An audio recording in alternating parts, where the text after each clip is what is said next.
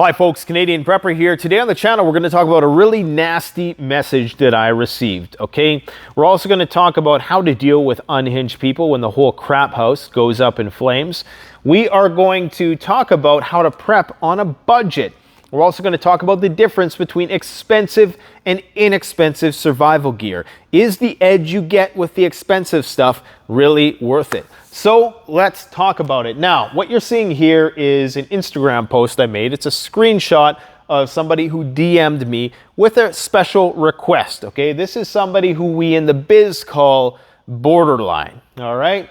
Now, this person makes a request. We'd kind of like to live too, they say. And there was actually a little bit before this, but it's cut off because you can only make your screenshots so big for Instagram.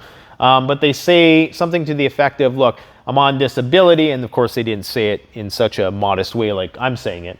They say, I'm on disability. We'd kind of like to live too, but that dehydrator unit is well beyond our cash availability. The dehydrator unit they're referring to is the Harvest Right freeze dryer that we sell at CanadianPreparedness.com. These things go between $3,000 to $5,000. A very unique and incredible feat of science, an amazing machine that can take any food and make that food last for 25 to 30 years whilst retaining the texture, whilst retaining the taste and the nutrient value. Okay, it's an amazing machine. Don't get me wrong. It's absolutely not necessary for your survival. You do not need one to be self-sufficient. You live on a homestead, you want to preserve food, fine, get a freeze dryer. You have disposable income, get a freeze dryer. If you have, you're trying to beat inflation and you want to make that chicken that you know is going to cost 5 times as much in 20 years, get it now and preserve it, get a freeze dryer. But you don't need a freeze dryer in order to survive. This person seems to be under the impression that we need to, as evidenced in the statement, we'd kind of like to live too, okay? A payment plan, in caps, would literally save a lot more lives. No. A freeze dryer is not going to save a lot more lives. There's plenty of ways to survive what's coming without getting the absolute best, okay? Without getting the absolute pinnacle of survival gear. And I say to them, in a very minimalist fashion, you don't need a freeze dryer to survive beans and rice. Wasn't trying to be cocky or anything like that. If anything, I was trying to save money. I do not want to exploit people like this who are in a panic state and feel that they need the latest and greatest or they're just going to die, okay? And I certainly don't want to profit off somebody who is living paycheck to paycheck on disability. That was the reason why I explicitly stated you do not need a freeze dryer to survive beans and rice. The staple of every beginning prepper should be beans and rice, Mylar bags, buckets. It's so simple. A $40 bag of rice has 60,000 calories, okay? You pair that with your beans, you get your complete protein. Obviously, you're going to subsidize that with other things that you find in the environment.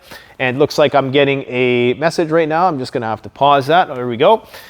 So you don't need that, all right? And their response in the borderline fashion was, go F yourself, you ignorant little conceited piece of, you know what? You won't last a week with that mouth. So a lot of projection going on there. And I can tell you that people like this don't last long. In my experience, people like this get into trouble. I don't wish any ill will on them.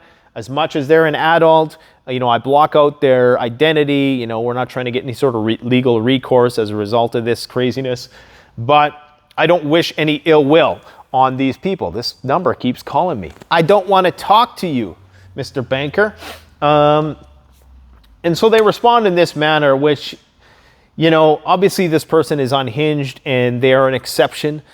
But I wanted to share this with you guys because I feel as though there are a lot of people right now who are anxious. They're worried about what is coming.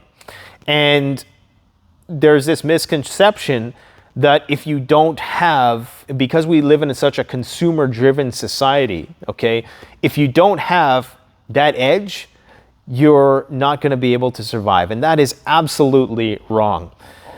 You take an athlete, for instance, you know, you take the average gym rat, okay? The average gym rat is in 95% as good of physical condition as they're ever going to get in. In order to make them a world-class athlete, it's that extra 5%, okay? That means the difference between running the 100-meter race in under 10 seconds versus running it in 12 seconds, okay? It's not a huge difference.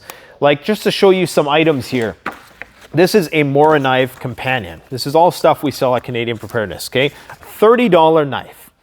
This is a Hultafors, $30 knife, okay? These are perfectly acceptable knives, okay?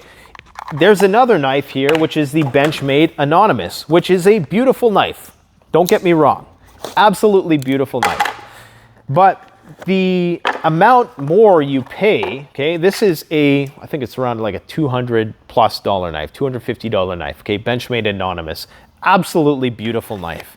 What is the difference between these two things? This is 30 bucks. This is, you know, between 250 and 300 bucks, we'll say, just for simplicity of math. This is worth 10 times more. Is it going to increase your chance of survival by 10 times? Absolutely not.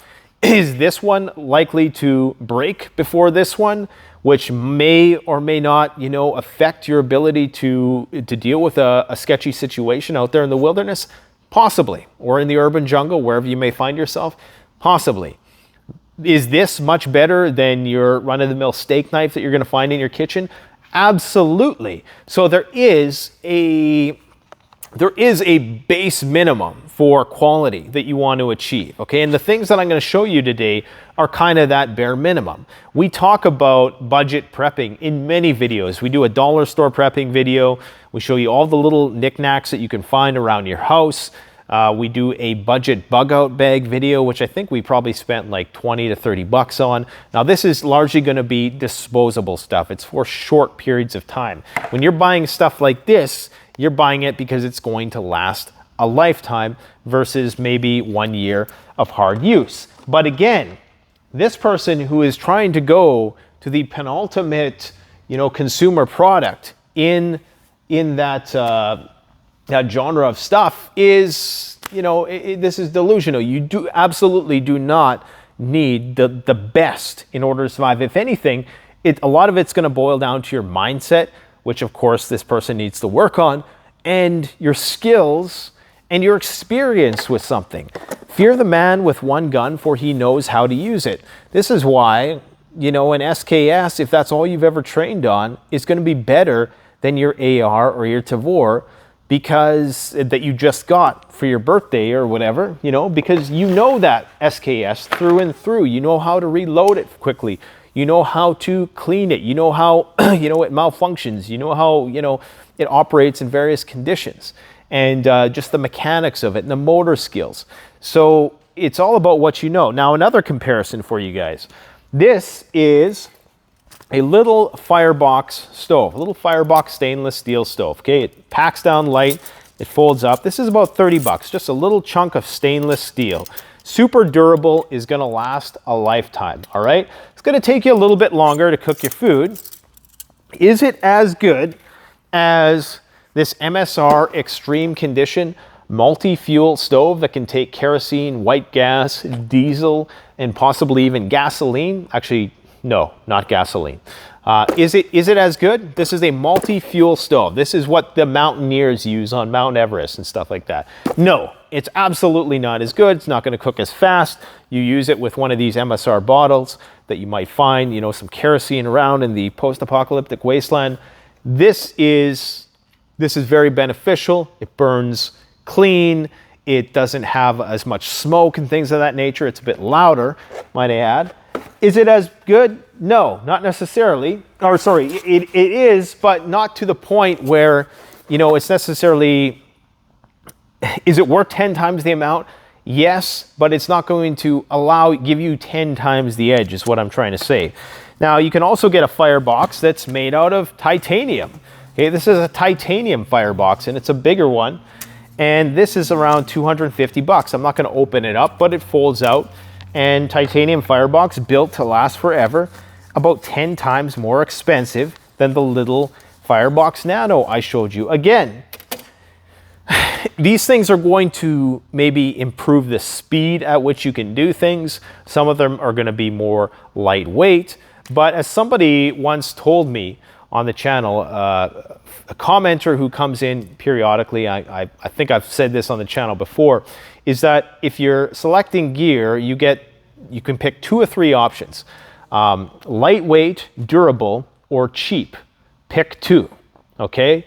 So you can have lightweight and cheap, but you can't have lightweight, cheap, and durable, because that thing just doesn't exist yet. Even the titanium, it's lightweight, but it's durable, but it's not as durable as stainless steel, and it certainly ain't cheap, all right?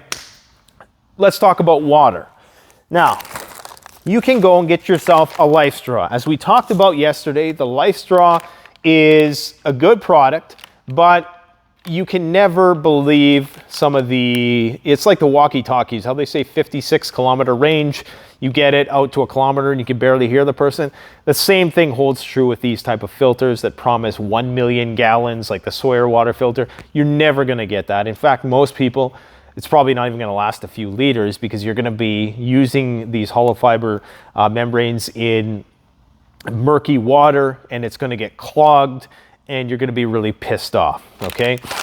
What you wanna do is always pre-filter your water. Anyways, 20 bucks for a Lifestraw, all right?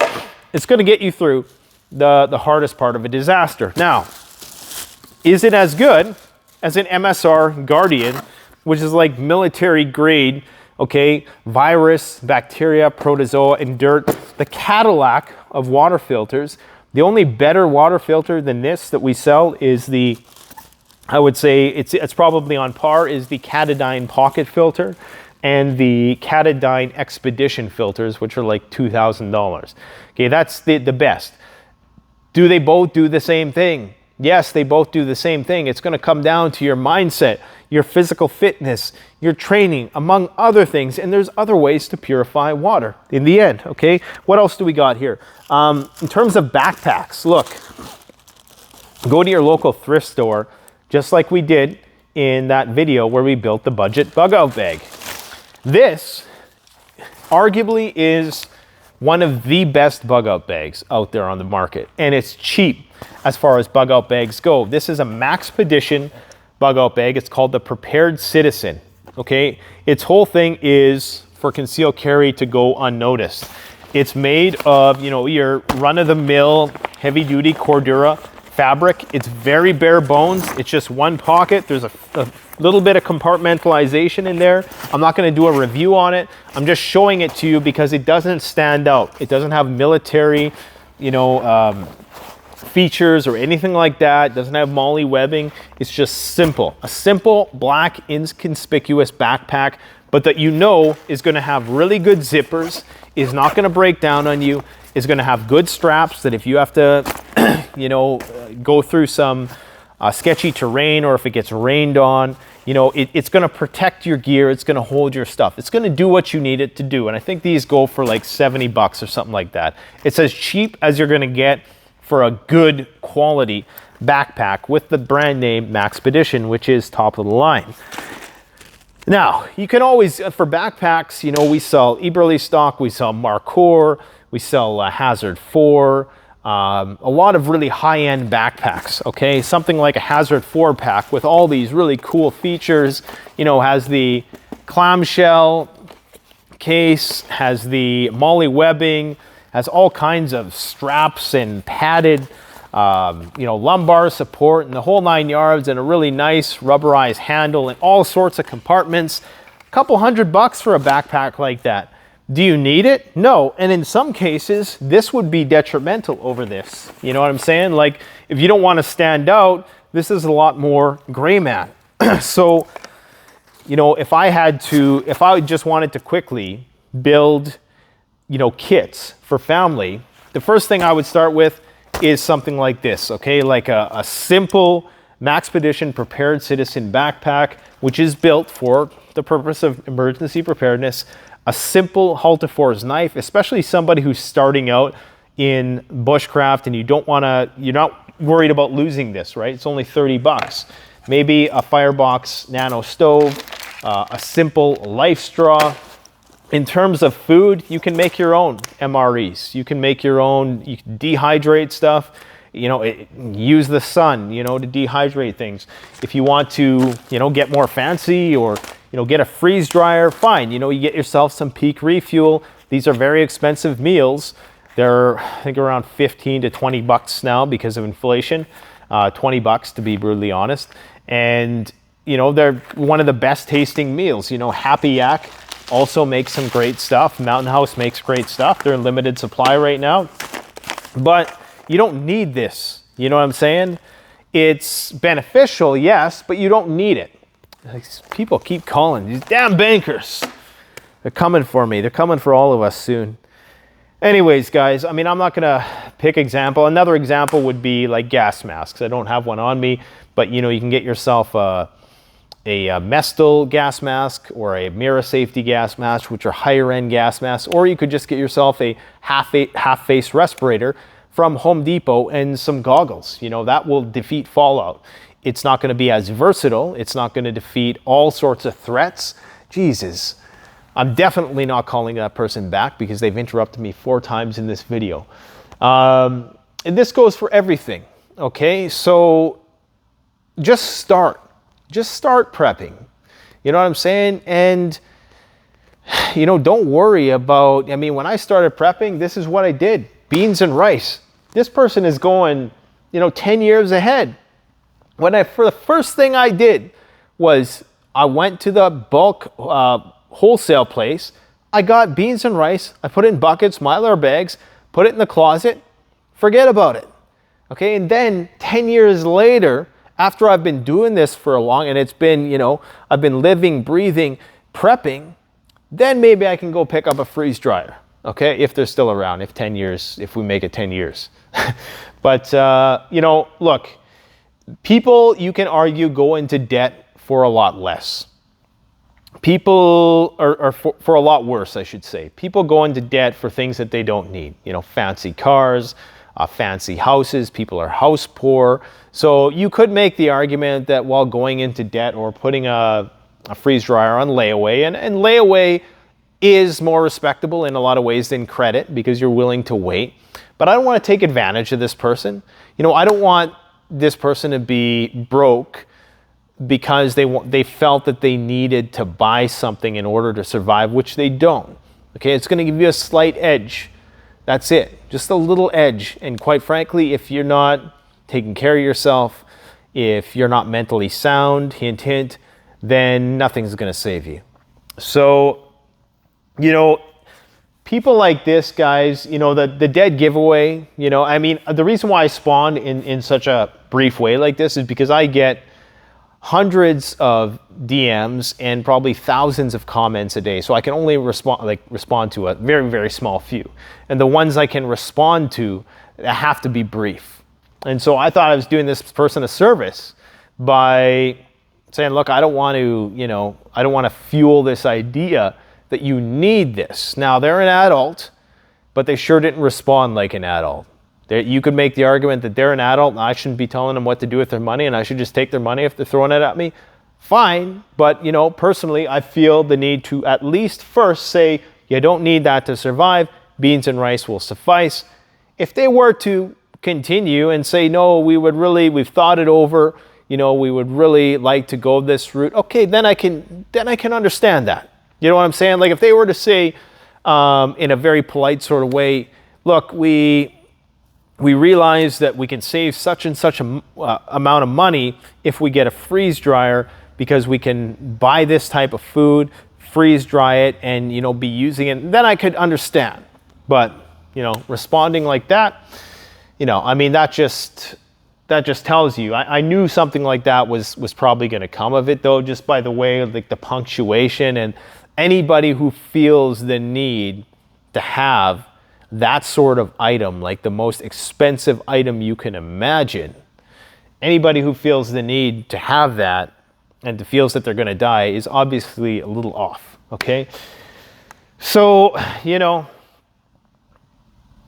you got to be careful. You got to be careful because you're going to encounter people like this, before and after. And one of my biggest concerns is when the medication runs out.